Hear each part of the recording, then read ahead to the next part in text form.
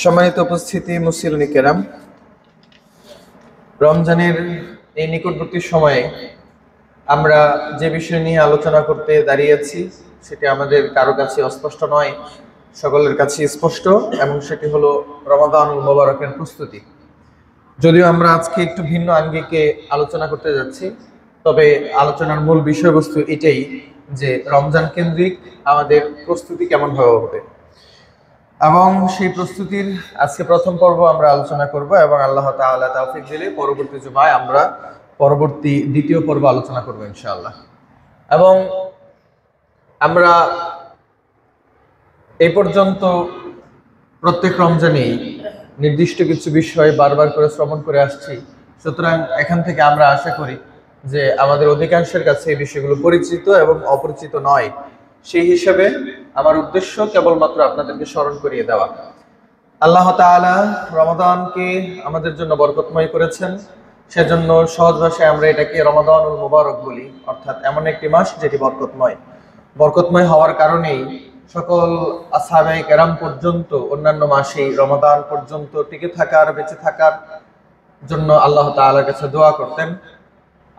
আমাদের রাসূল সাল্লাল্লাহু আলাইহি ওয়াসাল্লাম সেখান থেকে এক্সেপশন নন। তো সেই হিসাবে আমরা আল্লাহ সুবহানাহু ওয়া তাআলার কাছে কামনা করতেই পারি, যেহেতু আমরা খুব নিকটবর্তী সময়ে চলে এসেছি, মাত্র অল্প গুটি কয়েকদিন আমাদের হাতে বাকি আছে রমাদানুল মুবারক পাওয়া পর্যন্ত। সুতরাং আমরা আল্লাহ সুবহানাহু ওয়া তাআলার কাছে দোয়া করছি, আল্লাহ তাআলা যেন আমাদের সকলকে রমাদানুল মুবারক পর্যন্ত পৌঁছিয়ে দেন, আল্লাহুম্মা আমিন। সম্মানিত উপস্থিতি মুসলিম কেরাম, এই রমাদানুল মুবারকের বরকতময় হওয়া, এই রমাদান মাসকে কেন্দ্র করে এত এত ফজিলত, এত এত কিছু, এত জাঁকজমক অবস্থা, আল্লাহ সুবহানাহু ওয়া তাআলার এত বিশাল প্রস্তুতি, এসবের মূলত কারণ কি? আমরা জানি আল্লাহ রাব্বুল আলামিন এই রমাদানুল মুবারককে নিয়ে বিশাল রকমের এবং বিশেষ ধরনের প্রস্তুতি গ্রহণ করেন। এই রমাদানুল মুবারক আসার সাথে সাথে আসমানের দরজাগুলোকে খুলে দেওয়া হয়, রমাদানুল মুবারক আসার সাথে সাথে জান্নাতের দরজা খুলে দেওয়া হয়, জাহান্নামের দরজা বন্ধ করে দেওয়া হয়, ফেরেশতাদেরকে শৃঙ্খলাবদ্ধ করা হয়। প্রতিনিয়ত একজন করে ফেরেশতা আসেন এবং মানুষদেরকে সৎ কাজের জন্য আহ্বান করতে থাকেন। রমাদানুল মুবারক মাসে ইবাদত করলে তার জন্য আলাদা নির্ধারিত সওয়াব নির্ধারণ করা হয়েছে। রমাদানুল মুবারক মাসে কোনো রকমের পাপ করলে সেটা ভিন্ন চোখে দেখা হয়। এই সকল কিছুকে, সকল ধারাবাহিকতাকে আল্লাহ তাআলা চেঞ্জ করে ফেলেন, পরিবর্তন করে ফেলেন এই রমাদানুল মুবারকে। এবং একজন বান্দার জন্য সকল রকমের নাজ নেয়ামত এই মাসকে কেন্দ্র করে আল্লাহ তাআলা নির্ধারণ করেন। এই সকল কিছুর পিছনে, আল্লাহ তাআলার এই বিশাল প্রস্তুতির পিছনে অন্যতম এবং প্রধানতম একটা কারণ আছে। এই রমাদানুল মুবারক হওয়ার পিছনে কারণটা কি? আল কোরআন। কারণ কি? আল কোরআন। এই রমাদান মুবারকে আল্লাহ সুবহানাহু ওয়া তাআলা এই কোরআনকে প্রেরণ করেছেন। তাহলে রমাদানে আল্লাহ তাআলা যেহেতু কোরআনকে প্রেরণ করেছেন, সেজন্য এই মাসের এত মর্যাদা। রমাদানের একটা দিনকে, একটা রাত্রকে কেন্দ্র করে এই কোরআন অবতীর্ণ করা হয়েছিল লৌহ মাহফুজে। সেই গ্রন্থটা যেই রাত্রিতে অবতরণ করা হয়েছে, সেই রাত্রিটা লাইলাতুল কদর। সেজন্যই লাইলাতুল কদরের এত মর্যাদা। আর যেহেতু এই মাসে আল্লাহ তাআলা কোরআনকে নাজিল করেছেন, সেজন্য এই মাসের এত আল্লাহ তাআলার কাছে মর্যাদা। এবং এই কোরআনকে কেন্দ্র করেই আল্লাহ তাআলা কোরআনেই আবার উল্লেখ করছেন, শাহরু রমাদানাল্লাযী উনজিলা ফীহিল কোরআন। এই হলো সেই রমাদানুল মুবারক মাস, যেই মাসে কোরআনকে অবতীর্ণ করা হয়েছে। সুতরাং আল্লাহ তাআলা যেহেতু এই রমাদানুল মুবারকের লাইলাতুল কদরে এই কোরআনকে অবতীর্ণ করেছেন, সুতরাং এই কারণেই লাইলাতুল কদর রাতের এত মর্যাদা, এবং ঠিক একই কারণে এই রমাদান মুবারক মাসের এত মর্যাদা। তাহলে যখনই আমরা রমজানের প্রস্তুতি নিয়ে আলোচনা করতে যাই, যখনই আমাদের আলোচনা হয় রমজান মাসের করণীয় সম্পর্কে, বর্জনীয় সম্পর্কে, তখন প্রধান আলোচ্য বিষয় হয়ে দাঁড়ায় যে রমজানুল মুবারক মাসে আমাদেরকে একটা গ্রন্থকে গুরুত্ব দিতে হবে, সেটি হলো আল কোরআন। এটাই হলো প্রধানতম বিষয়, এটাই হলো আসল আলোচনা, এবং এইটাই হবে আমাদের একমাত্র উদ্দেশ্য এবং করণীয়। কারণ যেহেতু এই মাসের সকল কিছুর কেন্দ্রবিন্দু এবং প্রধানতম উদ্দেশ্য হলো এই কোরআনুল কারীম, সুতরাং অন্য সকল কিছুকে ব্যতি রেখে একমাত্র যেই টার্গেট, সেটা হলো আল কোরআনুল কারীমকে তেলাওয়াত করা। রমাদানুল মুবারকে আপনি সিয়াম পালন করেন এবং এই কারণে আপনার সময় বেঁচে যায়, 3 বেলা খাওয়ার জায়গায় আপনার মাত্র 2 বেলা খেতে হচ্ছে। 1 বেলা খাওয়ার সময়টুকু আপনার বেঁচে গেল, 1 বেলা রান্না করার সময়টুকু আপনার বেঁচে গেল। তাহলে এই সময়টুকু আপনার কোরআনুল কারীমের তেলাওয়াতে দেওয়া উচিত। এই মাসকে কেন্দ্র করে আরো এবং বিশাল রকমের আয়োজন করে ঘন ঘটা করে লাইলাতুল প্রত্যেকটা রাতেই তারাবির সালাত আদায় করা হয়। এই তারাবির সালাত আদায় করার একমাত্র উদ্দেশ্য হলো কোরআনুল কারীম তেলাওয়াত করা। কারণ লাইলাতুল কদরের মাধ্যমেই কোরআনুল কারীমকে সকলের মাঝে সকলকে একত্র করে একসাথে তেলাওয়াত করার যে আমেজ তৈরি হয়, সেটা অন্য কোনো মাসে এইভাবে সম্ভব হয় না। তাহলে রমাদানুল মোবারককে কেন্দ্র করে সকল আয়োজন এবং সকল কিছুর একমাত্র বিশেষতম টার্গেট হলো কোরআনকে তার যথাযথ মর্যাদা পৌঁছিয়ে দেওয়া। অন্যান্য মাসে আমরা যাই করছি না কেন, এই মাসে যেন আমরা সেই সকল ঘাটতিগুলোকে পূরণ করে ফেলতে পারি। এবং যদি আমরা কোরআনুল কারীমের আলাদাভাবে এর অবস্থা বর্ণনা করতে চাই, তাহলে এটা আলোচনা করে শেষ করা যাবে না। কারণ আল্লাহ রাসূল সাল্লাল্লাহু আলাইহি ওয়াসাল্লামের একটা হাদিস দিয়েই এই সম্পূর্ণ বিষয়কে উপস্থাপন করে ফেলা যায়। রাসূল সাল্লাল্লাহু আলাইহি ওয়াসাল্লাম বলছেন, ইন্নাল্লাহা ইয়ারফাউ বিহাযাল কিতাবি আকওয়ামান ওয়া ইয়াদউ বিহি আখারিন। রাসূল সাল্লাল্লাহু আলাইহি ওয়াসাল্লাম বলছেন যে এই একটা গ্রন্থ, এই গ্রন্থের কারণেই আল্লাহ তাআলা কোন জাতিকে সুউচ্চে পৌঁছিয়ে দেন। এই গ্রন্থের কারণেই আল্লাহ তাআলা কোন জাতিকে একদম নিচু স্তরে পৌঁছিয়ে দেন। তাহলে এই গ্রন্থের সাথে একটা জাতির উত্থান এবং পতন নির্ভর করে। যদি কোনো জাতি এই গ্রন্থকে মেনে নেয়, যদি কোনো জাতি এই গ্রন্থকে পর্যালোচনা করে, এই গ্রন্থ অনুযায়ী নিজের জীবনকে পরিচালনা করে, এই গ্রন্থকে মূল্যায়ন করে, তাহলে ওই জাতি সুউচ্চে পৌঁছাতে পারবে, ওই ব্যক্তি সুউচ্চে পৌঁছাতে পারবে। যদি কোনো জাতির বিপরীতটা করে, তাহলে সে একদম অধপতনের অতল তলে চলে যাবে। এটাই হলো আল্লাহ সুবহানাহু ওয়া তাআলার টার্গেট, এবং এই বিষয়ে রাসূল সাল্লাল্লাহু আলাইহি ওয়াসাল্লাম স্বয়ং জানিয়ে দিয়েছেন। এবং এই গ্রন্থ, এই কোরআনুল কারীম, এটা আমাদের জীবনে বাস্তবায়ন করার গুরুত্ব কতটুকু আপনারা দেখবেন। যত রকমের কিছু দুনিয়াতে আবিষ্কার করা হচ্ছে, যা কিছুই বিজ্ঞানীরা আবিষ্কার করছেন, যত টেকনোলজি নতুন নিত্য নৈমিত্তিক ভাবে আমাদের কাছে পৌঁছাচ্ছে, প্রত্যেকটা যন্ত্রের জন্য আলাদা আলাদা ম্যানুয়াল থাকে যে এই জিনিসটা আপনি ব্যবহার করবেন কিভাবে। যিনি এটাকে আবিষ্কার করেছেন তিনি ওইটার জন্য একটা ম্যানুয়াল দিয়েছেন। যেমন ধরেন এই মাইক যিনি আবিষ্কার করেছেন, মাইক যিনি বানিয়েছেন, তিনি আপনাকে একটা ম্যানুয়াল দিয়েছেন। আমি আজকে এখানে খুঁজে সরাসরি ম্যানুয়ালটা পেয়ে গেছি। এই যে দেখেন, এটা হলো এই মাইকের ম্যানুয়াল। তার মানে আপনি এই মাইকটা কিভাবে ব্যবহার করবেন সেটা এই ম্যানুয়ালের মধ্যে সম্পূর্ণ বিস্তারিত বলে দেওয়া আছে। কারণ যিনি এটাকে তৈরি করেছেন তিনি এটার ব্যাপারে ভালো জানেন যে কিভাবে এটাকে ব্যবহার করলে এটার সর্বোচ্চ ব্যবহার করা যাবে, কিভাবে ব্যবহার করলে জিনিসটা নষ্ট হবে না, কিভাবে ব্যবহার করলে এটার সর্বোচ্চ উপকারিতা অর্জন করা সম্ভব। তো যেইভাবে এটা ব্যবহার করা উচিত, যেইভাবে এটাকে চালানো উচিত, সেটা জানিয়ে দেওয়ার জন্য তিনি আপনার কাছে এই ম্যানুয়াল পাঠিয়ে দিয়েছেন। আপনি যখন মোবাইল ক্রয় করেন তখন মোবাইলের ভিতরে দেখবেন ইংরেজিতে হিজিবিজি কি জানি লেখা থাকে, তাই না? ওইটাই হলো ম্যানুয়াল, যে আপনি মোবাইলটা কিভাবে ব্যবহার করবেন ওইখানে ওইটা বলে দেওয়া আছে। এখন জিনিসটা যদি একটু বেশি কমপ্লিকেটেড হয়, একটু বেশি জটিল হয়, তখন কেবলমাত্র এই ম্যানুয়ালে কাজ চলে না, তখন একটা ব্যক্তিকে পাঠিয়ে দেওয়া হয়। আপনারা যারা এসি ক্রয় করেছেন অথবা ওয়াশিং মেশিন ক্রয় করেছেন, এই বড় ধরনের কোনো কিছু যদি আপনি ক্রয় করেন, তাহলে কোম্পানি থেকে আপনার বাড়িতে লোক চলে আসে না? আপনি একটা ওয়াশিং মেশিন ক্রয় করেছেন, ওই ওয়াশিং মেশিনের কোম্পানি আপনার বাড়িতে লোক পাঠিয়ে দিবে, আপনার গৃহিণীকে বুঝিয়ে দিবে বা আপনাকে বুঝিয়ে দিবে যে এইভাবে ব্যবহার করবেন, এতটুকু পানি দিবেন, এতটুকু পরিমাণের ডিটারজেন্ট পাউডার এখানে দেবেন, এবং এইভাবে এটাকে ব্যবহার করবেন। তাহলে যদি কোনো কিছু কেউ তৈরি করে তাহলে তার সাথে সাথে একটা ম্যানুয়াল দিয়ে দেয়, এবং যদি এই জিনিসটা একটু বেশি জটিল হয় তাহলে কেবলমাত্র ম্যানুয়ালে চলে না, বরং এই ম্যানুয়ালটা বোঝানোর জন্য আরেকটা লোককে পাঠিয়ে দেওয়া হয়। ডক্টর জাকির নায়েক বলছেন যে আমি মনে করি the most complicated and convoluted thing in the whole world is human being. পৃথিবীতে সবচাইতে জটিল কোনো প্রাণী যদি থাকে, সবচাইতে জটিল কোনো মেশিন যদি থাকে, তাহলে সেটা হলো একমাত্র মানুষ।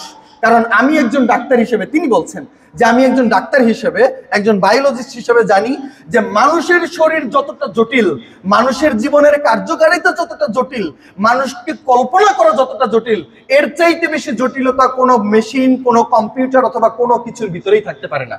তো তিনি বলছেন যে একটা সামান্য জিনিসের জন্য যদি একটা ম্যানুয়ালের প্রয়োজন হয়, একটা ওয়াশিং মেশিনের জন্য যদি একটা মানুষকে পাঠিয়ে দেওয়া হয় সেই জিনিসটা বোঝানোর জন্য, তাহলে এত জটিল এবং এত কঠিন একটা যন্ত্রের মানুষ, তাকে চালনা পরিচালনা করার জন্য, তার জীবনে পরিচালনা করার জন্য কি ম্যানুয়ালের প্রয়োজন নাই?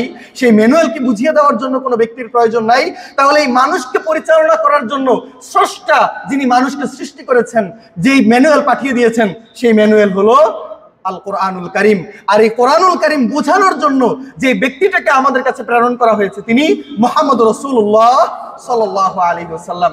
সুতরাং যদি একটা মেশিনকে তার ম্যানুয়ালের বাহিরে অজান্তে ব্যবহার করলে সেটা ধ্বংস হয়ে যায়, সেটা নষ্ট হয়ে যায়, সেটা অল্প সময়ের মধ্যেই অকার্যকর হয়ে পড়ে, ঠিক একই রকম ভাবে আপনি মানুষ হিসেবে যদি কোরআন ছেড়ে আপনি আপনার জীবন পরিচালনা করতে চান, যদি বিশ্বনবীকে ছেড়ে আপনার নিজের মতো করে মন করে স্টাইলে যদি আপনি আপনার জীবনকে পরিচালনা করতে যান, ঠিক ঠিক যেই রকম ভাবে অপরিপক্ক বয়সে একটা মেশিন নষ্ট হয়ে যায়, আপনার জীবন ধ্বংস হয়ে যেতেও সময় লাগবে না।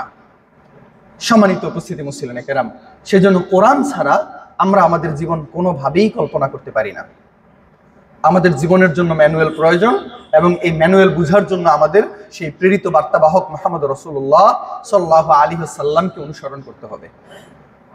এবং কেবলমাত্র বিষয়গুলো এখানেই সীমাবদ্ধ নয়, এর বাহিরে অনেক কিছু আছে।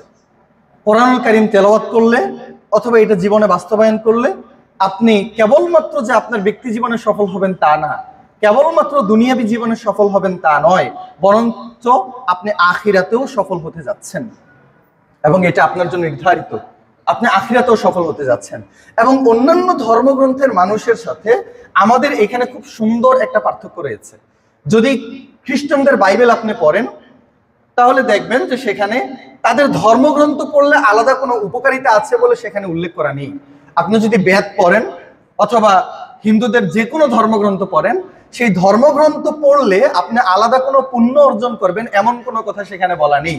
বরঞ্চ তাদেরকে নিরুৎসাহিত করা হয়েছে যে কেবলমাত্র নির্দিষ্ট সংখ্যার পাদ্রী ছাড়া, পুরোহিত ছাড়া, ব্রাহ্মণ জাতির লোকেরা ছাড়া ধর্মগ্রন্থ কেউ স্পর্শ করতে পারবে না, ধর্মগ্রন্থ কেউ ছুঁইতে পারবে না অথবা সেগুলোকে পড়তে পারবে না। এগুলো অসংখ্য জায়গায় উল্লেখ করা আছে যে কেবলমাত্র নির্দিষ্ট কিছু লোকেরাই যেন তাদের ধর্মগ্রন্থ পড়তে পারে, সাধারণ মানুষের জন্য সেগুলো উন্মুক্ত নয়। কিন্তু আপনার ধর্ম, আপনার রিলিজিয়ন, আপনার কোরআন সেই ক্ষেত্রে সম্পূর্ণ ভিন্ন। তাদের মতাদর্শ মতে তাদের ধর্মগ্রন্থ তেলাওয়াত করলে সওয়াব অথবা পুণ্য না হলেও আপনার ধর্মগ্রন্থ আল কোরআনুল কারীম তেলাওয়াত করলে আপনার আমলনামায় সওয়াব দিয়ে দিবেন কে? আল্লাহ সুবহানাহু ওয়া তাআলা। আল্লাহ রাসূল সাল্লাল্লাহু আলাইহি ওয়াসাল্লাম বলছেন, মান ক্বারাআ হারফাম মিনাল কোরআন কানা লাহু আশরু হাসানাহ আও কামা ক্বাল। বিশ্বনবী সাল্লাল্লাহু আলাইহি ওয়াসাল্লাম বলছেন, যদি কোনো ব্যক্তি কোরআনুল কারীমের একটি হরফ তেলাওয়াত করে তাহলে তার আমলনামায় 10টি নেকি লিখে দেওয়া হবে। সুবহানাল্লাহ বাড়িতে গিয়ে বললেন। হয়তোবা গুরুত্বপূর্ণ মনে হচ্ছে না আপনাদের কাছে। রাসূল সাল্লাল্লাহু আলাইহি ওয়াসাল্লাম বলছেন যে লা আকুল, আমি এমনটা বলছি না যে আলিফ লাম মিম হরফ, একটা শব্দ আলহামদুলিল্লাহি রাব্বিল আলামিন, আলহামদু এটা একটা হরফ, লিল্লাহ এটা একটা হরফ, আলামিন এটা একটা হরফ। বিষ্ণু বলছেন যে না না না, আমি কিন্তু আবার এমনটা বলছি না। আমি বলছি আলিফুন হারফুন, লামুন হারফুন, ওয়া মিমুন হারফুন। তার মানে আলিফ লাম মিম বললে তুমি এখানে 10টা নেকি পাচ্ছ না, না না, যেহেতু এখানে 3টা হরফ আছে তার মানে তুমি নেকি পাচ্ছ 30টা। আলহামদুলিল্লাহি রাব্বিল আলামিন, এখানে আলহামদু শব্দের মধ্যে অক্ষর অর্থাৎ হরফ আছে 5টা, তার মানে কেবলমাত্র এই ছোট্ট একটা অংশ তেলাওয়াত করলো তোমার আমলনামায় লিখে লেখা হবে 50টা। আপনার কাছে হয়তোবা গুরুত্বহীন মনে হতেই পারে, সেজন্য আপনার কাছে সুবহানাল্লাহ বলা হয়তোবা গুরুত্বপূর্ণ মনে হবে না। আরো একটা কারণ, যেগুলো শুনতে শুনতে শুনতে শুনতে আমাদের মাথা একদম ঝালাপালা হয়ে গেছে, তো শুনতে শুনতে শুনতে শুনতে আমাদের এটার প্রতি গুরুত্ব হারিয়ে গেছে। কিন্তু আজকে যদিও আপনার কাছে এগুলোর গুরুত্ব নেই, এই গুরুত্ব বুঝতে পারবেন আপনি আখিরাতের দিনে, যখন দেখবেন একটা নেকির জন্য সমগ্র আখিরাতের ময়দান এই অন্ধকারের মধ্যে এই হাবুডুবু খাচ্ছেন, যখন আপনি নিজের ঘামের মধ্যে হাবুডুবু খাচ্ছেন, যখন পা রাখারও জায়গা পাচ্ছেন না, যখন আপনি কোনো আলো পাচ্ছেন না, যখন তীব্র তাপের কারণে আপনার মাথার মস্তকগুলো অবনত হয়ে আপনার লজ্জাস্থান দিয়ে বের হয়ে যাবে, ওই টাইমটাতে আপনি একটা নেকির গুরুত্ব অনুধাবন করতে পারবেন। তখন আপনি আপনার আত্মীয় স্বজনের কাছে দৌড়াদৌড়ি করবেন যে আমাকে একটা নেকি দাও, একটা নেকি দিলে অন্তত পক্ষে জান্নাতে যাওয়ার সুযোগ তৈরি হয়। অথবা এমন অনেক মানুষকে পাওয়া যাবে যাদের নেক আমল এবং খারাপ আমল দুইটা প্রায় সমান সমান সেম অবস্থায় আছে। এখন এই সামান্য একটা নেকের কারণে একটা নেক হলে সে জান্নাতে চলে যেতে পারে, তার নেকেরা পাল্লা ভারী হয়ে যাবে। একটা নেক হলে এই লোকটা জান্নাতে চলে যেতে পারে, আত্মীয় স্বজনের কাছে দৌড়াদৌড়ি করবে, সকলের কাছে যাবে। কিন্তু আল্লাহ সুবহানাহু ওয়া তাআলা বলছেন, ইয়াউমা ইয়াফিরুল মারউ মিন আখিহি ওয়া উম্মিহি আবি, সে তার ভাইয়ের কাছে যাবে যে আমি তোমার বড় ভাই ছিলাম, সারা জীবন তোমার ভরণ পোষণের ব্যবস্থা করেছি, আমি তোমার জন্য ছায়া হয়েছিলাম, তুমি আমাকে আজকে একটা নেকি প্রদান করো, সেই ভাই বলবে যে না না না, সম্ভব না, বরং আপনি আমাকে নেকি দেন পারলে, আমার নেকির প্রয়োজন। নেকি দেওয়ার টাইমে কেউ থাকবে না। ইয়াউমা ইয়াফিরুল মারউ মিন আখি ওয়া উম্মিহি ওয়া আবি। সে যদি হয় তার সন্তান, সন্তান তার মায়ের কাছে গিয়ে বলবে, তার মা তার কাছ থেকে পলায়ন করবে, মা তার সন্তানের কাছে গিয়ে বলবে যে বাবা আমাকে একটা নেকি দাও, একটা নেকি হলো অন্তত জান্নাতে যাওয়ার আমার একটা সুযোগ তৈরি হয়। কিন্তু এই একটা নেকির জন্য সে অন্য কোনো আত্মীয় স্বজনকে, কোনো মানুষকে, তোর কোনো ব্লাড রিলেশনকে সে খুঁজে পাবে না একটা নেকি প্রদান করার জন্য। তো সেই জন্য আপনার কাছে জিনিসটা খুবই স্বাভাবিক মনে হতে পারে যে নেকি তো অহরহ প্রচুর পরিমাণে, এইটা নেকি পড়লে নেকি, ওইটা পড়লে নেকি, কেবলমাত্র একটা সুবহানাল্লাহ পড়লে আসমান জমিনের ফাঁকা জায়গা নেকিতে পরিপূর্ণ হয়ে যায়। আরে সুবহানাল্লাহ, নেকি তো নেকি, অসংখ্য নেকি। সুতরাং এই সামান্য জিনিস আমাদের কাছে ছোট হয়ে যায়, কিন্তু কিয়ামতের দিন আপনি গুরুত্ব অনুধাবন করতে পারবেন, সেদিন বুঝতে পারবেন। সেজন্য সম্মানিত উপস্থিতি মুসলিম একরাম, এখনো যারা পরীক্ষার হলে যান তারাও জিনিসটা বুঝতে পারেন যে একটা প্রশ্ন, এই জিনিসটা যদি বাড়ি থেকে পড়ে আসতাম তাহলে আমার এখানে 10টা মার্ক নিশ্চিত হয়ে যেত। এই প্রশ্নটা পড়তে কতক্ষণই বা সময় লাগতো, 10টা মিনিট হয়তো সময় লাগতো, কিন্তু এই 10টা মিনিট আমি সময় ব্যয় করতে না পারায় আমার 10টা নাম্বার এখান থেকে মিস হয়ে যাচ্ছে। এই জিনিসগুলো তারা বুঝতে পারবেন যারা পরীক্ষার হলে ছিলেন, কিন্তু আপনারা এখনো যে পরীক্ষার হলে আছেন এই জিনিসটা আপনি বুঝতে পারছেন না। প্রত্যেকটা মানুষ, প্রত্যেকটা বনি আদম যতদিন পর্যন্ত সে দুনিয়া থেকে বিদায় না নিচ্ছে ততদিন পর্যন্ত সেই মুহূর্তে দুনিয়াতে পরীক্ষার হলেই আছে।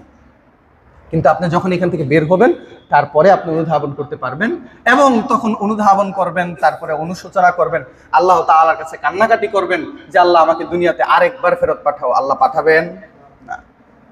আল্লাহ 2টা সেকেন্ড হইলে আমি আলহামদুলিল্লাহি রাব্বিল আলামিন করে ফেলতে পারি, অন্তত পক্ষে 500 নাকি, অন্তত পক্ষে 500 নাকি। মাত্র 2টা সেকেন্ডের জন্য তুমি আমার জীবনটা দুনিয়াতে পাঠিয়ে দাও, মাত্র 2টা সেকেন্ড। আর যদি 10 সেকেন্ড দাও তাহলে আরো বেশি, আর যদি 1 মিনিট দাও তাহলে আরো বেশি। মানুষ চাইবে আল্লাহ তাআলার কাছে পুরো দুনিয়ার জীবন, যে আল্লাহ আরেকবার দুনিয়াতে পাঠাও, যেই পরিমাণ সময় আমাকে দুনিয়াতে দিয়েছিলে ওই পরিমাণ সময় আমাকে আরেকবার দাও, আমি যত রকমের ইবাদত বন্দেগী আছে, যত রকমের পুণ্য আছে, যত রকমের সুন্দর সুন্দর কাজ আছে সেগুলোকে বেছে বেছে বেছে বেছে তারপর করে আসবো। একটাবার পাঠাও। আল্লাহ পাঠাবেন, এটা আপনার লাস্ট টাইম। সেজন্য আল্লাহ তাআলা আপনাকে জানিয়েও দিচ্ছেন, যদি আপনি সেটার গুরুত্ব দিতে পারেন তাহলে সফল, আর যদি না পারেন তাহলে ব্যর্থ।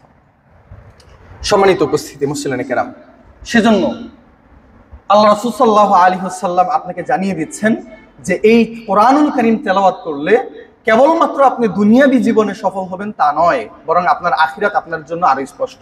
এই কথা বলার উদ্দেশ্য হলো এই, আমরা কোরআনুল কারীমকে আখিরাতমুখী করে ফেলি। আমাদের কাছে, অনেকের কাছে মনে হয় যে কোরআনটা হলো আখিরাতমুখী, আখিরাতে সফল হওয়ার জন্য আমার কোরআনুল কারীম তেলাওয়াত করতে হবে। এই জন্য আমি আগে দুনিয়ার কথাটা বললাম, যে বরং দুনিয়াতে যদি আপনি সফল হতে চান then you have to first recite your recitation Quran.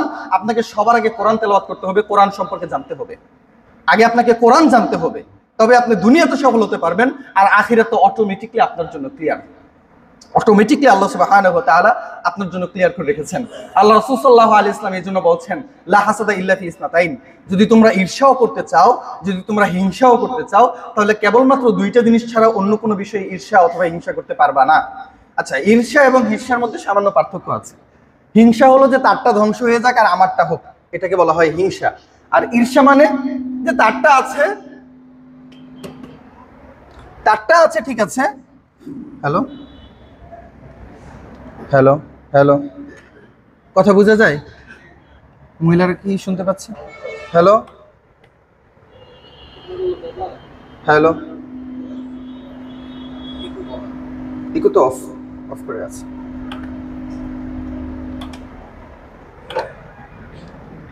Hello hello hello hello hello hello hello hello hello, আচ্ছা এটা অফ থাকবে। চলে এসো, চলে এসো। সম্মানিত উপস্থিতি মুসলিম কেরাম, আমরা বলছিলাম, হ্যালো, আজ কি বেশি মনে হচ্ছে নাকি ঠিক আছে? রাসূল সাল্লাল্লাহু আলাইহি ওয়াসাল্লাম বলছেন, লা হাসাদা ইল্লা ফি ইসনাতাইন। 2টা জিনিস ছাড়া অন্য কোনো জায়গায় ঈর্ষা অথবা হিংসা করা যাবে না। বলছিলাম যে এই হিংসা হলো যে তারটা ধ্বংস হয়ে যাক আর আমারটা হোক, তাকে আল্লাহ তাআলা যেরকম দিয়েছে তারটা ধ্বংস হয়ে যাক, বরং আমি যেন তার চাইতে উপরে উঠতে পারি। আর ঈর্ষা হলো যে তারটা ঠিক আছে কিন্তু আল্লাহ তাআলা যেন আমাকে দেয়, অন্তত তার চাইতে বেশি যেন দেয়। আল্লাহ রাসূল সাল্লাল্লাহু আলাইহি ওয়াসাল্লাম বলছেন যে ঈর্ষা অথবা হিংসাও কেবলমাত্র দুইটা জায়গা ছাড়া অন্য কোনো জায়গায় করা যাবে না, এবং সেটা হলো যে আল্লাহ সুবহানাহু ওয়া তাআলা একজন ব্যক্তিকে কোরআন দান করেছেন। আল্লাহ তাআলা একজনকে কোরআন দান করেছেন, ইয়াকুমু বিহি আনা আল-লাইলি ওয়া আনা আন-নাহার। সেই কোরআন জানার কারণে দিন রাত সে তেলাওয়াত করতে পারে। তো এই ব্যক্তি দিন রাত তেলাওয়াত করে কি পরিমাণ সওয়াব নিয়ে নিচ্ছে, সীমাহীন এবং হিসাবের বাহিরে। তো এখান থেকে তোমার হিংসা হওয়া উচিত, ঈর্ষা হওয়া উচিত যে ইস, এই লোকটা হাফেজ হয়ে গেল, এই ছেলেটা মাদ্রাসায় লেখাপড়া করছে কিন্তু আমি মাদ্রাসায় পড়তে পারছি না, এই ছেলেটা হাফেজ হয়ে গেল 2 বছরে কিন্তু আমি এখন পর্যন্ত হাফেজ হতে পারলাম না, এই মানুষটা কোরআন তেলাওয়াত করতে পারে অথচ বয়সে আমার চাইতে ছোট, আর আমি বৃদ্ধ হয়ে গেছি, আমি মুরুব্ব হয়ে গেছি কিন্তু এখন পর্যন্ত কোরআন তেলাওয়াত করতে পারলাম না। এই ছেলেটা যদি 50 বছর বাঁচে, 50 বছর জীবনযাপন করলে এই 50 বছর সে কোরআন তেলাওয়াত করবে, কি পরিমাণ সওয়াব তার আমলনামায় চলে যাবে। সেই জায়গায় আমি 60 বছরের বৃদ্ধ হয়ে গেছি, আজ পর্যন্ত কোরআন তেলাওয়াত করতে জানি নাই, তাহলে তার তুলনায় আমার সওয়াব কোন জায়গায় চলে যাবে। আমি যদি জান্নাতে যাইও তাহলে তার মর্যাদা কোথায় থাকবে আর আমার মর্যাদা কোথায় থাকবে, অথচ তার চাইতে 50 বছর আগে আমি দুনিয়াতে এসেছি। এই জিনিসটা নিয়ে আপনার হিংসা হওয়া উচিত, এই জিনিসটা নিয়ে আপনার ঈর্ষা হওয়া উচিত যে এই লোকটা কেন উপরে চলে গেল, এই লোকটা কেন আমার আগে কোরআন শিখে গেল, এই লোকটা কিভাবে আমার চাইতে বেশি কোরআন তেলাওয়াত করতে পারে। তাহলে দুই জায়গায়, যে জায়গায় আপনি ঈর্ষা করতে পারবেন তার মধ্যে অন্যতম একটি হলো যে ব্যক্তিকে আল্লাহ তাআলা কোরআন দান করেছেন তাকে নিয়ে যেন আপনার ঈর্ষা হয়, তাকে নিয়ে যেন আপনার হিংসা হয় যে কেন আমি তার মতো হতে পারছি না। এই বেদনা, এই দুঃখ, এই আকাঙ্ক্ষা, এই অনুশোচনা যেন আপনার হৃদয়ের ভিতরে কাজ করে। এই কথা বিশ্বনবী রাসূলুল্লাহ সাল্লাল্লাহু আলাইহি ওয়াসাল্লাম আপনাকে বলছেন।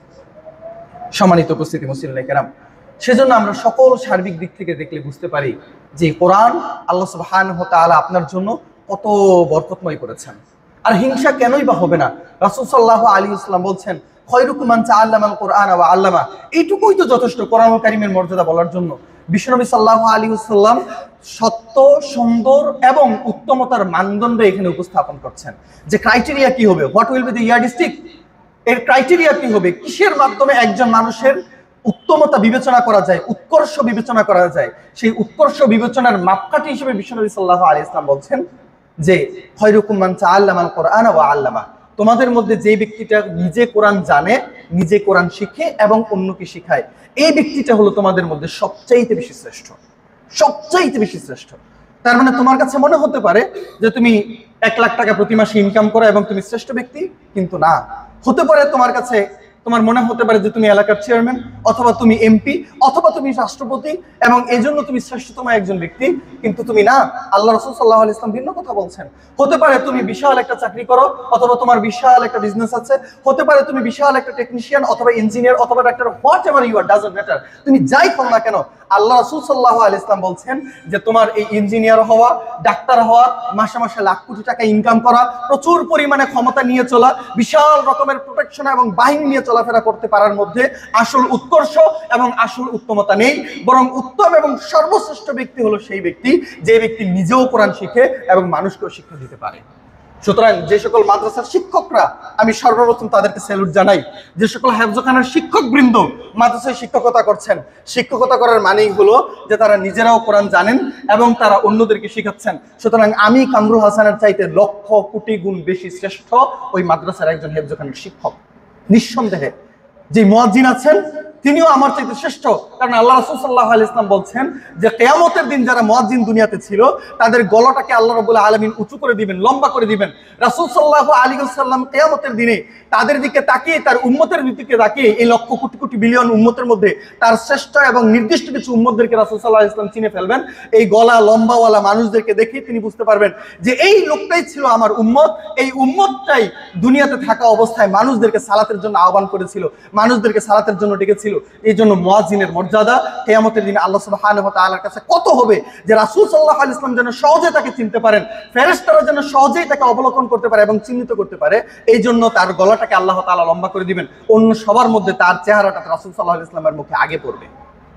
সুতরাং কথা এজন্য বলছি যে আপনার কাছে মনে হতে পারে যে এলাকার মেম্বার, চেয়ারম্যান অথবা উচ্চপদস্থ ব্যক্তিবর্গ আপনার কাছে খুবই সম্মানের, খুবই মর্যাদার, কিন্তু এই মাদ্রাসার হেফজখানার শিক্ষক, আপনার মসজিদের হুজুর অথবা আপনার মসজিদের একজন মুয়াজ্জিন, যদিও তার বেতন মাসে হয়তো বা 10,000 টাকা অথবা 15,000 টাকা, হতে পারে তার মাসের বেতন 20,000 টাকা, কিন্তু আপনার চাইতে যদি 10 গুণ কমও হয়ে থাকে, আল্লাহ রাব্বুল আলামিনের কাছে সেই শ্রেষ্ঠ, আল্লাহর কাছে সেই শ্রেষ্ঠ। সম্মানিত উপস্থিতি মুসলিম কেরাম, সেজন্য যাদেরকে আল্লাহ তাআলা শ্রেষ্ঠত্ব প্রদান করেছেন, যাদেরকে আল্লাহ তাআলা সম্মান দিয়েছেন, আমার প্রথমত উচিত তাদেরকে সম্মান দেওয়া, দ্বিতীয়ত উচিত তাদের মতো হওয়ার চেষ্টা করা। এটা হলো আমার দ্বিতীয় কাজ। এজন্য আলী রাদিয়াল্লাহু তাআলা আনহু বলতেন যে কুন আলিমান আও মুতাআল্লিমান আও ইবনা আলিমিন আও ইবনা মুতাআল্লিমিন আও সাহিব আলিম। আলী রাদিয়াল্লাহু তাআলা আনহু প্রায়ই বলতেন যে ওকে, ঠিক আছে, তুমি কোরআন তেলাওয়াত জানো না অথবা তুমি আলেম হতে পারো নাই, তোমার প্রথমত অবশ্য চেষ্টা করা উচিত যে কোন আলেমান, তুমি আলেম হবে। এখন যদি তোমার আলেম হওয়ার সুযোগ না থাকে, তুমি আলেম হতে পারো নাই, ওকে, আরেকটা পথ বেছে নিতে পারো, সেটি হলো কুন মুতাআল্লিমান, একটা ছাত্র হও, একজন আলেমের ছাত্র হও, অর্থাৎ তোমার আলেম হওয়ার প্রসেসটাকে তুমি শুরু করে দাও। এখন যদি এমন মনে হয় যে না, ছাত্র হওয়ার বয়স এখন আমার নেই, তাহলে আরেক কাজ করতে পারো, তুমি তোমার সন্তানটাকে আলেম বানিয়ে ফেলো। তুমি যেন একজন আলেমের বাবা হতে পারো, তুমি যেন একজন আলেমের মা হতে পারো, সেজন্য তোমার সন্তানটাকে আলেম বানিয়ে ফেলো। এখন যদি এমন মনে হয় যে তোমার সন্তানকে এই মুহূর্তে তোমার সন্তান এই মুহূর্তে আলেম নয়, তাহলে এক কাজ করো, সন্তানটাকে আলেমের ছাত্র বানিয়ে ফেলো, তোমার সন্তানটাকে মাদ্রাসায় দাও অথবা ইসলামী শিক্ষা প্রদান করো।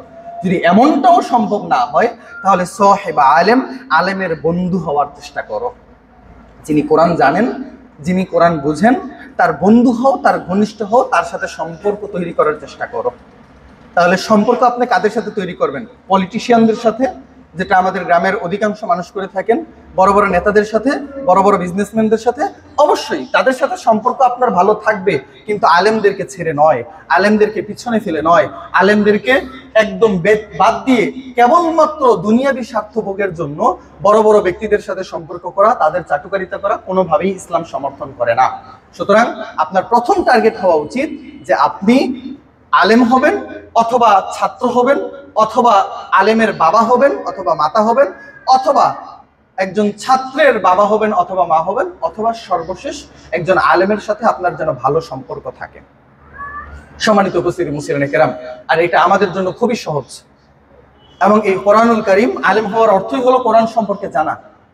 এখন যদি আপনার জন্য এগুলো সম্ভবপর না হয়, তাহলে আমি বলবো যে দুনিয়াতে সবচেয়ে বড় হতভাগা যদি কোনো ব্যক্তি থেকে থাকে, তাহলে সেটা আপনি। আমি আপনাকে পয়েন্ট আউট করে বলছি, আমি বিশেষত আপনাকে টার্গেট করেই বলছি যে দুনিয়াতে সবচাইতে বড় হতভাগা যদি কেউ থেকে থাকে, তাহলে সেটা আপনি। আমি আপনাকে ডিরেক্টলি সিঙ্গেলি আমি আপনাকে বলছি, সবাইকে উদ্দেশ্য করে বলছি না, কেবলমাত্র আমি আপনাকে টার্গেট করে বলছি, যিনি এই পর্যায়ে চলে গেছেন কিন্তু এই 5 ক্রাইটেরিয়ার এক জায়গায়ও যেতে পারেন নাই। তাহলে কথাগুলো আপনার জন্য, কারণ কোনোভাবেই আপনি কিয়ামতের দিন এই জায়গা থেকে পার পাবেন না, কোনোভাবেই আপনি কবরের আযাব থেকে মুক্তি পাবেন না, বরং আপনার আযাব কবরে থাকা অবস্থায় শুরু হয়ে যাবে। এজন্য আমাদের মাঝে অনেকের কাছে এই জিনিসটা জানা আছে যে কবরে গেলে আমাদেরকে প্রশ্ন করা হবে কয়টা? বলেন তো, কবরে গেলে প্রশ্ন করা হবে কয়টা? কেউ বলতেছেন 4টা, কেউ বলতেছেন 3টা, আরেকজন বলছেন 5টা। Which one will be right? কোনটা সঠিক হবে? আচ্ছা, 3টার কথাও আছে, 4টার কথাও আছে। 3এর কথা আমরা সকলেই জানি। প্রথমটা কি? মান রব্বুক, তোমার প্রভুকে। জবাব তো আপনার জানাই আছে, কে আপনার স্রষ্টা? আল্লাহ। আরেকজন ব্যক্তি, মান হাযা রাজুল, এই ব্যক্তিটি কে? কে হবেন? মুহাম্মদ রাসূলুল্লাহ সাল্লাল্লাহু আলাইহি ওয়াসাল্লাম। মান দীনুক, আপনার ধর্ম কি? ইসলাম। আমাদের তো সবারই জানা আছে কিয়ামতের দিন, কবরের দিন, কবরের সেই জায়গাতে, এই ছোট্ট একটা ঘরের ভিতরে যখন আমাকে ফেরেশতা দাঁড় করিয়ে উপস্থাপন করে উত্থাপিত করে জিজ্ঞাসা করবেন, তখন কি উত্তর করতে পারবো? জানি তো আমরা সকলেই মাশাআল্লাহ সবাইকে উত্তর করতে পারবো ইনশাআল্লাহ। আল্লাহ তাআলা আমাদের সকলকে তৌফিক দান করুন, আল্লাহুম্মা আমিন। কিন্তু যে কথাটা বলতে চাচ্ছি, যেটা আমার এখানে মূল উদ্দেশ্য, সেটা হলো 4র্থ নাম্বার প্রশ্ন নিয়ে। অন্য হাদিসের মধ্যে 4র্থ নাম্বার প্রশ্ন এসেছে, এটা আসল প্রশ্ন নয়, কিন্তু এই 3টা থেকে একটা সাব কোশ্চেন, একটা প্রাসঙ্গিক একটা প্রশ্ন এই ব্যাপারে প্রশ্ন করা হবে। 4র্থবারে গিয়ে প্রশ্ন করা হবে, যদি এই ব্যক্তি এই 3টার উত্তর জানেন। ধরুন আপনি কবরে গিয়েছেন, যেমনটি আমরা আশা করছি, আল্লাহ তাআলার কাছে দোয়া করছি, আমি আপনি সকলকেই যেন আল্লাহ তাআলা কবরের দিনে ওই টাইমটাতে এই 3টা প্রশ্নের জবাব দেওয়ার তৌফিক দান করেন, আল্লাহুম্মা আমিন। এখন কথা হলো যে 4র্থ নাম্বারে যখন আপনি 3টা প্রশ্নের উত্তর দিয়ে ফেলেছেন, তার মানে আপনি প্রায় পাশ করে যাচ্ছেন, জাস্ট লাস্ট একটা কোশ্চেন থাকবে, সেটা হলো আইনা ওয়াজাদতা হাযা মিন আইনা আলিমতা হাযা, এগুলো তুমি জানলে কোথা থেকে? তখন ওই ইমানদার বান্দা বলবে করাআতু কিতাবাল্লাহ, করাআতু কিতাবাল্লাহ, আমি আল্লাহ তাআলার কিতাব অধ্যয়ন করেছি। এখন আল্লাহ তাআলার কিতাব কোনটা? আল কোরআন। তখন ওই বান্দা জবাবে বলবেন যে আমি আল্লাহ তাআলার কিতাব অধ্যয়ন করেছি এবং সেখান থেকে জানতে পেরেছি, যদিও আমি আমার স্রষ্টাকে দেখি নাই, আমি হয়তোবা সেই উত্তর দিব এবং সেই আকাঙ্ক্ষাই করি, যদিও আমি আমার স্রষ্টাকে দেখি নাই, কিন্তু আমি আমার কোরআন তেলাওয়াত করার মাধ্যমে আমি জানতে পেরেছি যে আমার স্রষ্টা হলেন আল্লাহ। যদিও আমি আমার বিশ্বনবী মুহাম্মদ রাসূলুল্লাহ সাল্লাল্লাহু আলাইহি ওয়াসাল্লামকে দেখতে পাই নাই, কিন্তু আমি কোরআন অধ্যয়ন করতে জানতে পেরেছি মুহাম্মদ রাসূলুল্লাহ সাল্লাল্লাহু আলাইহি ওয়াসাল্লাম যে তিনি হলেন আল্লাহ সুবহানাহু ওয়া তাআলার প্রেরিত রাসূল আমার প্রতি, এবং আমার দিন হলো আল ইসলাম। আমি কোরআন তেলাওয়াতের মাধ্যমে জানতে পেরেছি। ওই ইমানদার বান্দা কবরের ময়দানে, কবরের সেই ঘরে এই চতুর্থ নাম্বার উত্তরটা প্রদান করতে পারবে। এখন আপনার কাছে ভাই প্রশ্ন, আপনার পুরো জীবন পার হয়ে গেছে, আপনি কোরআন কোনোদিন তেলাওয়াত করে দেখেন নাই, আপনি কোরআন কোনোদিন তেলাওয়াত করে দেখেন নাই, তখন কি কবরের ময়দানে কি মিথ্যা কথা বলার সুযোগ আছে যে না আমি কোরআন তেলাওয়াত করেছিলাম? তার মানে চতুর্থ নাম্বারে যদি আপনি বলে থাকেন যে আপনি কোরআন তেলাওয়াত করেছেন, তার মানে আপনি দুনিয়াতে কোরআন তেলাওয়াত করেছিলেন বলেই আপনি 3টা প্রশ্নের উত্তর দিয়েছেন। আর যদি তখন অপশন আসে যে আপনি দুনিয়াতে কোরআন তেলাওয়াত করেন নাই, তার মানে ওই 3টা প্রশ্ন আপনাকে করা শেষ করার আগেই আপনার আযাব স্টার্ট হয়ে যাবে, ওই চতুর্থ প্রশ্নে যাওয়াই হবে না। এইবার আপনাকে চিন্তা করতে হবে আসলেই কি চতুর্থ অপশনে চতুর্থ প্রশ্ন আমি পাবো এবং বলতে পারবো যে করাতুল কোরআন আমি কোরআন তেলাওয়াত করেছি, নাকি এটা বলতে পারার আগেই আমার আযাব স্টার্ট হয়ে যাবে? সম্মানিত উপস্থিতি মুসলিম কেরাম, সেজন্য কোরআন তেলাওয়াত করা ছাড়া, কোরআন অধ্যয়ন করা ছাড়া আপনার কাছে অন্য কোনো অপশনই নাই। আর আল্লাহ রাসূল আল্লাহ সুবহানাহু ওয়া তাআলা কোরআন কারীমের মধ্যে বলছেন ওয়ালাকাদ ইয়াসসারনাল কোরআনা লিযিকরি ফাহাল মিন মুদ্দাকির, আমি কোরআনকে তোমাদের জন্য সহজ করে দিয়েছি, সুতরাং কেউ কি এখান থেকে উপদেশ গ্রহণ করবে না? তাহলে কোরআনকে আল্লাহ তাআলা সহজ করেছেন, এজন্যই আল্লাহ তাআলা কোরআন পাঠিয়েছেন যাতে করে সারা বিশ্বের মানুষ কোরআন তেলাওয়াত করতে পারে, সারা বিশ্বের মানুষের জন্য যেন কোরআনটা সহজ হয়ে যায়। এজন্য আল্লাহ তাআলা আরবি ভাষায় কোরআনকে নাজিল করেছেন। তার মানে কোরআন আমাদের জন্য কঠিন না সহজ? সহজ। আপনার কাছে প্রশ্ন হতে পারে যে না ভাই কোরআন তো আমার জন্য কঠিন, হা আইন খ এগুলো উচ্চারণ করতে আমার জীবন বের হয়ে যায়, তারপরে মুখ থেকে আসে না, এগুলো আসলে তো কোরআন আমার জন্য সহজ না। কোরআন সহজ হলো সৌদি আরবের লোকদের জন্য, মিডল ইস্টের লোকদের জন্য, আর যারা আরব প্রাচ্যে আছে তাদের জন্য কোরআন সহজ, আমার জন্য তো কোরআন সহজ না। তাহলে আল্লাহ তাআলা কি জন্য বললেন যে এখানে কোরআন সহজ? আল্লাহ তাআলা তো কোরআনে বলেছেন, তার মানে অবশ্যই সত্য বলেছেন নাকি মিথ্যা বলেছেন? সত্য বলেছেন। তাহলে কোরআন সহজ, কিন্তু আমি তো দেখতে পাচ্ছি কোরআন কঠিন, বাঙালির জন্য তো কোরআন কঠিন, তাহলে কিভাবে এটা সত্য হতে পারে যে কোরআন সহজ? আমি এখানে 2টা কথা বলবো। নাম্বার 1 হলো সত্যিকার অর্থেই অন্য যে কোনো ভাষার তুলনায় আরবি ভাষা সহজ। আমি এর আগের লেকচারে এই বিষয়টা স্পষ্ট ক্লিয়ার করেছিলাম অনেক দলিলাদিল্লা দিয়ে, যে আমি আরবি ভাষা জানি, আলহামদুলিল্লাহ ইংরেজি ভাষা জানি, উর্দু এবং হিন্দি আর বাংলা, এই 5টার মধ্যে সবচাইতে সহজে এবং সবচাইতে কম সময়ের মধ্যে আমি যেই ভাষা শিখতে পেরেছি সেটা হলো আরবি। ইংরেজি আমার শিখতে তুলনামূলক দ্বিগুণ সময় লেগেছে, আর হিন্দি শিখেছি ওই যে ছোটবেলা কার্টুন দেখেছি, এই কার্টুনের মাধ্যমে, আল্লাহ ক্ষমা করুক। তো বলছিলাম যে এই জায়গাতে আমার কাছে মনে হয়েছে সবচাইতে সহজ হলো আরবি ভাষা, এবং আমি মনে করি এজন্যই কোরআনকে আল্লাহ তাআলা যেই ভাষায় পাঠিয়েছেন সেটা হলো আরবি। কিন্তু আমাদের অনেকের কাছে ইংরেজি সহজ মনে হয় এজন্য যে ছোটকাল থেকে আমাদেরকে ইংরেজি গুলিয়ে গুলিয়ে খাওয়ানো হয়, যার বিপরীতে কোরআন আমরা ছোটকাল থেকে অধ্যয়ন করি না। আপনি বৃদ্ধ হয়ে যাওয়ার পরে আপনার কাছে হা আইন খ এগুলা কঠিন মনে হতেই পারে, কিন্তু ছোটকালে যখন আপনার জিহ্বাটা পাতলা ছিল, ছোটকালে যখন আপনি যা ইচ্ছে তাই বলতে পারতেন, ওই সময়টাতে যদি আপনার বাবা মা আপনাকে কোরআন শেখাতেন, তাহলে আজকে আপনার কাছে আরবি ভাষা অথবা কোরআন কঠিন মনে হতো না। দ্বিতীয় অপশন, দ্বিতীয় কথা, যদি আপনি এই টাইমে আপনার কাছে কোরআন কঠিন হওয়ার পরেও আপনি যদি এটাতে চেষ্টা চালিয়ে যান, তাহলে এটা তো বিশাল মর্যাদা, যা আমরা আলোচনা করেছি সবকিছুকে ছাড়িয়ে এটাতে চলে যাবে। কি জন্য? এবং এইটাতে আমরা স্রষ্টা এবং সৃষ্টির মধ্যে বিশাল একটা পার্থক্য দেখতে পাই। দুনিয়াতে আপনি যদি কোনো একটা প্রজেক্টের দায়িত্ব নেন এবং প্রচুর পরিমাণে শ্রম দেওয়ার পরেও যদি সেই প্রজেক্টটা ফেল করে, তাহলে আপনি এখান থেকে কোনো রকমের মুনাফা পাবেন না। যেমন ধরেন আপনি একটা বিল্ডিং এর দায়িত্ব নিয়েছেন, এখন বিল্ডিং করার টাইমে প্রচুর পরিমাণে শ্রম দিয়েছেন, আপনি অবশ্যই প্রচুর পরিমাণে লোক খাটিয়েছেন, এখন এত পরিমাণে শ্রম দেওয়ার পরও হঠাৎ করে সামান্য একটা ভুলের কারণে বিল্ডিংটা ধসে পড়লো, যিনি আপনাকে প্রজেক্টের দায়িত্ব দিয়েছিলেন, আপনার এই কাজ ফেল হওয়ার কারণে তিনি কি আপনাকে কোনো টাকা প্রদান করবেন? না, করবেন না। আপনি কিন্তু প্রচুর পরিমাণে শ্রম দিয়েছেন, আপনার চেষ্টায় কোনো ঘাটতি ছিল না, হয়তো বা অজান্তে একটা ভুল হয়ে গেছে, কিন্তু এই আপনার এত চেষ্টার কারণে তিনি কি আপনার ওইটার প্রতি কোনো সহানুভূতি দেখাবেন? তিনি কি আপনাকে টাকা প্রদান করবেন? বরঞ্চ ওই বিল্ডিং ভেঙে গেলে ওইটার ক্ষতিপূরণ তিনি আপনার কাছে দাবি করবেন। করবেন কি করবেন না? অবশ্যই করবেন।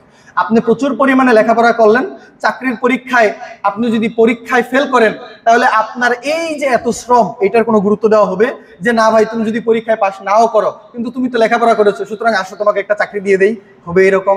দুনিয়াতে হয়েছে কখনো? না।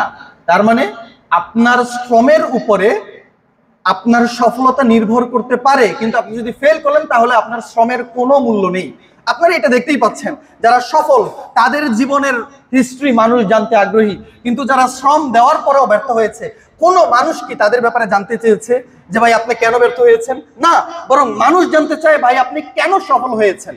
মানুষ জানতে চায় সফলতার সিস্টেম, কিন্তু একটা মানুষ ব্যর্থ হলে তার এই শ্রম, তার এই রাত জাগা কাজের কোনো রকমের ব্যাখ্যা কোনো মানুষ জানতে আগ্রহী নয়। তার মানে দুনিয়াবি সিস্টেমে আপনি যত শ্রমই দেন না কেন, যদি চূড়ান্ত আলটিমেট ম্যাটার যদি আপনার ফেল করে, ব্যর্থ হয়, তাহলে সেটার কোনো মূল্য থাকে না। কিন্তু আল্লাহ সুবহানাহু ওয়া তাআলা সেটার ব্যতিক্রম, এবং কোরআনুল কারীম সেটার ব্যতিক্রম।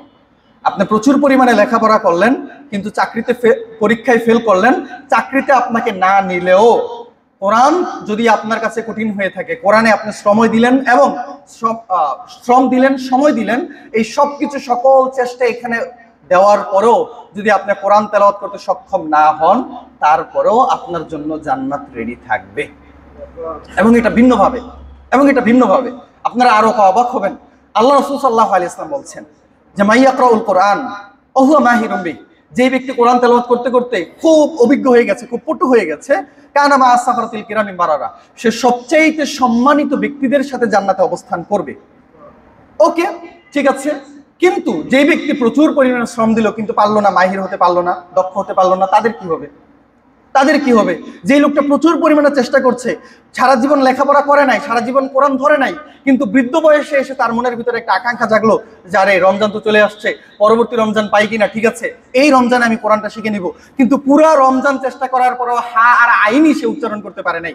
তার মানে সে সর্বোচ্চ চেষ্টা করার পরেও সে জের জবরের মধ্যে এখন পর্যন্ত পার্থক্য সৃষ্টি করতে পারে নাই। সোজা কথায় সে সর্বোচ্চ শ্রম দেওয়ার পরেও ব্যর্থ হয়েছে। তাহলে তার পরিণতি কি হবে? বিশ্বনবী সাল্লাল্লাহু আলাইহি ওয়াসাল্লাম বলছেন লাহু আজরান, এই ব্যক্তিকে অন্যান্য ব্যক্তিদের তুলনায়, সফল ব্যক্তিদের তুলনায় এই ব্যর্থ ব্যক্তিকে আল্লাহ তাআলা ডাবল নেকি প্রদান করবেন।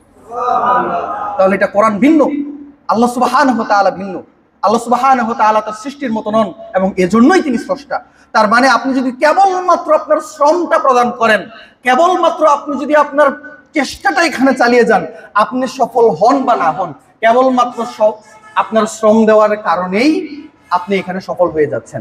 যদি আপনি সফল হয়ে যান তাহলে আপনি নেকি পাবেন একটা, আর যদি আপনি ব্যর্থ হওয়ার পরও এখান থেকে হাল ছেড়ে না দেন, বরং এটাকে চালিয়ে যেতেই থাকেন, তাহলে নেকি কয়টা?